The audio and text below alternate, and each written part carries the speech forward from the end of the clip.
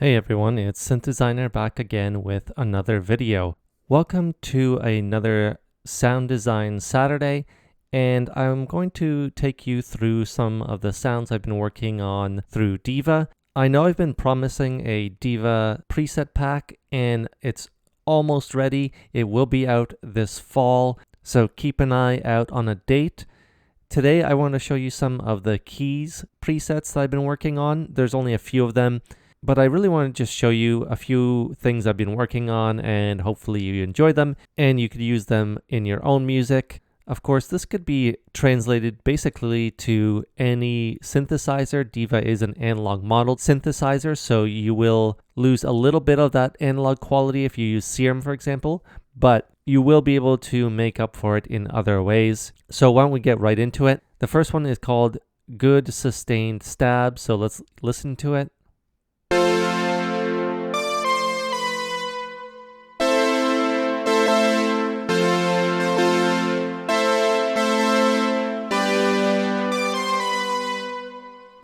So it's got that really nice kind of vintage sound to it. As you can see, it's pretty simple, as all of these sounds will be. It has a triangle and a saw as the oscillators, and it's mostly towards the second oscillator, VCO2, which is also up an octave. So it's more of a saw-based sound, but it does have that triangle quality too. The ADSR here, pretty simple. It has a little bit of that sustain to it, and that is through the decay actually, because the sustain is all the way down, so it's just a long decay essentially. A nice little release as well, so it doesn't cut off. And then the second envelope is what is opening it up. As you can see, the cutoff is almost all the way to the bottom, but the envelope opens it up. If we were to turn it down, no sound is coming.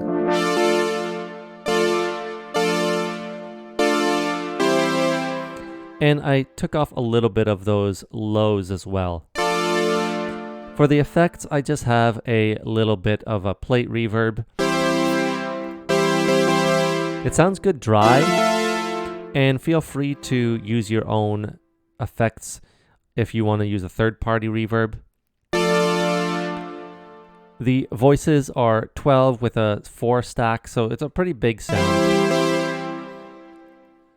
This next sound is called Saw Synth Keys.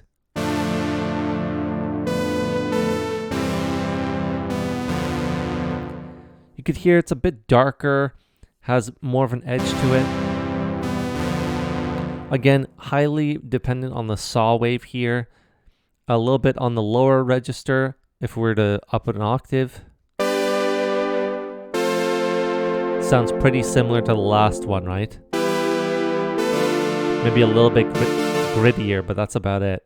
So let's just go down that one octave again to the standard sound. That's most of the difference. We have two saw waves here, as well as the cutoff being a little bit higher and a little bit less of a envelope opening.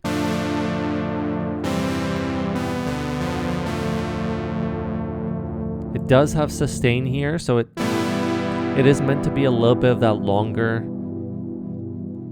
sound if you need it to be. It has a little bit less voices, and what's giving it that width is the chorus. Without the chorus, it's very much up the middle. I love the chorus effect in Diva. I feel like it really adds a nice dimension to each sound. This one is called Semi-Bright Keys. You could see it's a little bit of a different preset template,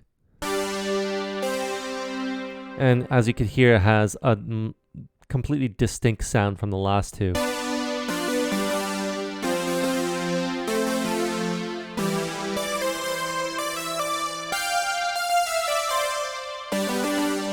It really does have a completely unique sound, but it is a vintage sound for sure. As we could see, each one of the oscillators here has a little bit of mix to it. We are more towards the saw wave here on all of them.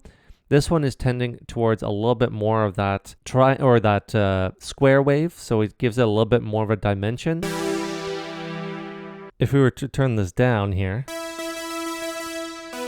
becomes a lot thinner. Just a little bit more dimension and kind of that thickness with a little bit of that square wave. Similar principles here in terms of the sustain. The sustain is completely down, so it is that more traditional key sound to it.